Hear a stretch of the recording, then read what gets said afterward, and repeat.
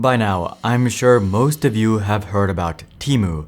They're the sketchy online retailer that sells counterfeits and unbelievably cheap items. If you're not familiar with Temu, just take a look at what happens if you look up Apple Watch on Temu.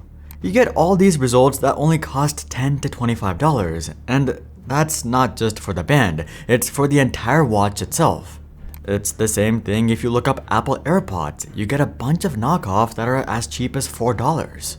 Obviously, these counterfeits don't quite stack up to the real deal, but for the price, they're actually insane. Oftentimes, you can't even tell which one is fake and which one is real, even when they're side by side. It's not just electronics that are cheap on Temu either. Everything from shoes and sweatshirts to power tools and pet supplies can be found for ridiculously cheap prices on Temu. And if you think that all of this seems too good to be true, well then, it's because it is. The only reason Temu is able to sell all of these items for so cheap is because they take a massive loss on each and every item sold.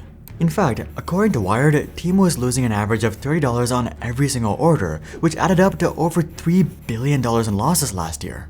And I think now would be a good time to mention that Temu wasn't even launched till September of 2022.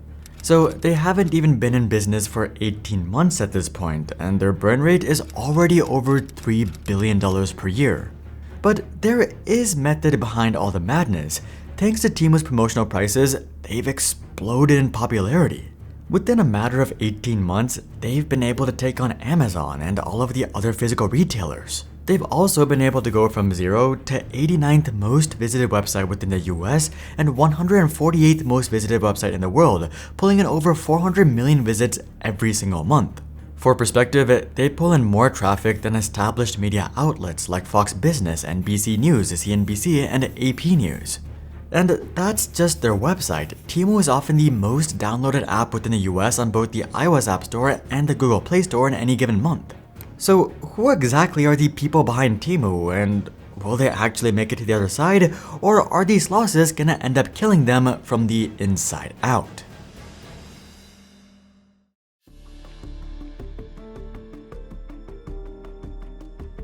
Taking a look back, the story of Temu takes us back to a middle-class Chinese man named Colin Huang or Huang Zheng.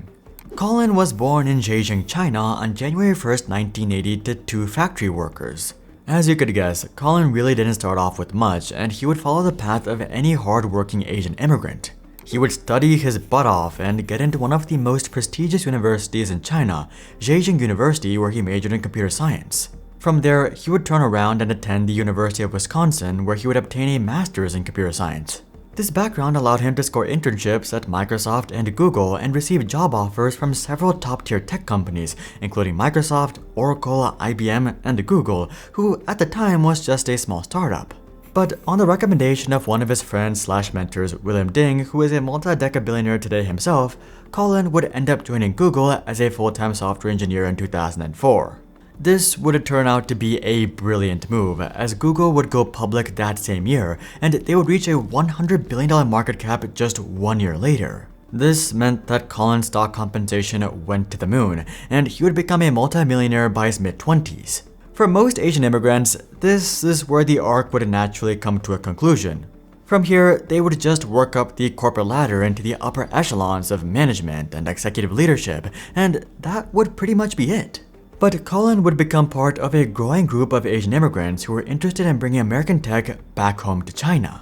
Technically, this was actually also his official job at Google itself. He was supposed to help Google with their expansion in China, but this didn't work out all that well as Google wasn't really able to compete against Chinese giants like Baidu. Colin saw the writing on the wall by 2007, and he would leave Google to create his own e-commerce startup called Oku in China. Oku was just your run-of-the-mill e-commerce electronics shop. Thanks to how big the internet is, Oku was able to achieve moderate success in the millions of dollars, but it didn't even hold a candle against real giants like Alibaba, JD.com, and Tencent. As such, Colin would end up flipping Oku for $2.2 million in 2010 and start looking for a new angle within the e-commerce market. This sort of spiritual journey ended up taking multiple years, and at one point, he even considered moving back to the United States and just opening up a tech hedge fund. But eventually, he would find his unique angle in 2015 thanks to the rise of mobile social media. Colin noticed that there were massive online retailers like Amazon and Alibaba and massive social media giants like Facebook and Tencent, but there was no one who was trying to do both at the same time. And this would end up being the unique spin that he would integrate into his new e-commerce business in 2015. The goal of this business was to gamify shopping like never before by combining the most addictive parts of shopping and the most addictive parts of social media, and he would call it Pinduoduo.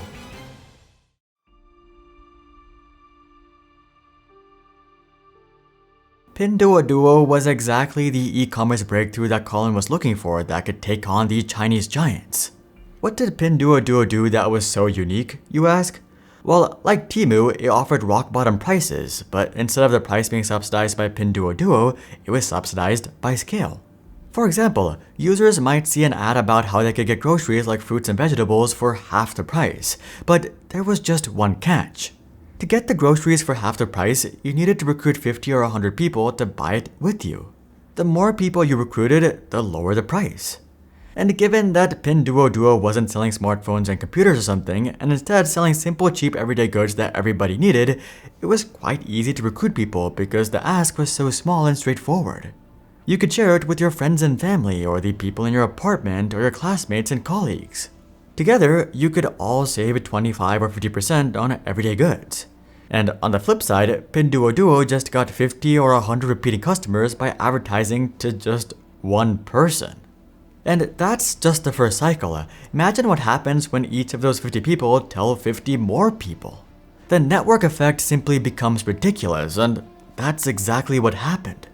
Before you knew it, Pinduoduo would become a sizable player within the Chinese e-commerce market. As of 2023, they stood at 17.4% market share across the country, and Colin would simply fuel this fire with practices that he learned from Google. For example, instead of trying to pay engineers as little as possible, he would pay them 30% more than they would earn at Alibaba and 60% more than they would earn at JD.com. Also, instead of hiring candidates with decades of experience, Colin would hire fresh college graduates who were hungry for success. And I think this chart tells you everything you need to know regarding what happened next. Pinduoduo would essentially grow from 0 to $18 billion worth of annual revenue within a matter of 6 years. And it was from this mountaintop that Colin would launch Temu. The concept behind Temu is also extremely simple. It's no secret that basically all of the listings on Amazon and Shopify are just highly marked up low-quality goods from China. And people are not only starting to notice, but they're getting frustrated. Why pay $20 for something that you can get from Alibaba for $5? At least then, the quality will match the price. There's just one problem with this logic though. The average Westerner isn't familiar with Alibaba or AliExpress. All they know is that their Amazon purchases are shit, and that's where Temu comes in. Temu's main goal has been to bridge this knowledge gap and show people that they can buy the same stuff they get on Amazon for way cheaper. Now, I should mention that Alibaba has been trying to do this with AliExpress since 2010. But let's just say that Alibaba never understood social media the same way that Temu does, which brings us into Temu's brilliant launch strategy.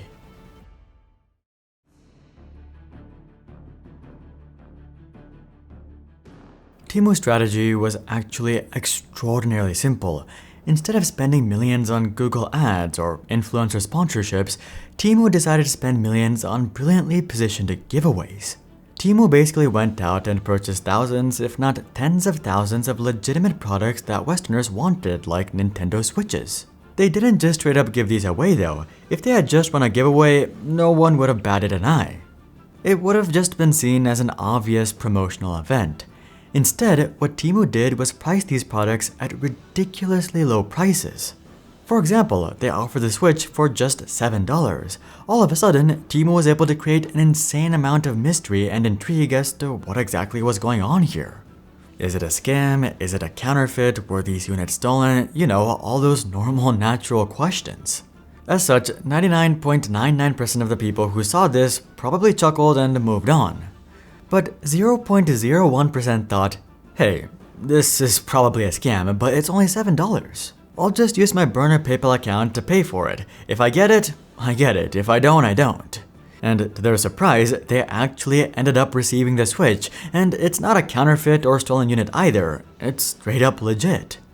This only has to happen to a few hundred people before it becomes international headlines and millions of people are talking about it on social media, and that's exactly what happened. Honestly, credit to Temu for running such a genius marketing campaign. In terms of ratio between exposure and dollars spent, this was probably one of the best campaigns in history. Basically overnight, hundreds of millions of people discovered Temu. And when they check out the website or app, they'll see that they can't quite get a Switch for $7 every single day of the week, but they can get products that are way cheaper than on Amazon or American retailers, and naturally, a lot of people became quite interested. And honestly, I think that's great because it's about time that we stop overpaying for junk on Amazon and dropshipping stores. In terms of the viability of Temu, normally burning $3 billion per year would be an extremely dangerous game to play even with a bunch of VC capital. But luckily for Temu, they're backed by the giant that is Pinduoduo, who is currently worth $128 billion. So it's highly likely that Temu is here to stay, and they're only gonna grow in popularity. With that being said though, if you're gonna buy on Temu, you should be wary of two things. Number one, Temu is not a scam, but they do have terrible customer support, because the entire platform is essentially just a bunch of Chinese factories and warehouses that don't really care about the customer experience. So it's quite possible that your order gets lost and that you have no recourse. So definitely be careful about how much you spend on Temu and what exactly you buy. And as for number two, well, I'm not trying to stereotype here, but Temu is almost certainly installing spyware, malware, tracking a bunch of your data, and who knows what else. In fact, Pinduoduo was removed from the Google Play Store for exactly those reasons. With that being said though, if it's not Temu that's tracking you, it's gonna be Google, Facebook, and all of the other American tech giants. So it's really up to you as to whether you're okay with a Chinese company doing the same thing. But either way, this is only the beginning of Temu and Chinese tech in general, and it's gonna get a lot crazier from here. TikTok has already started implementing some brilliant strategies to ensure that they never get banned in the US. Check out this video to learn more, but until then, I'm Hari, and I'll see you guys on the next one.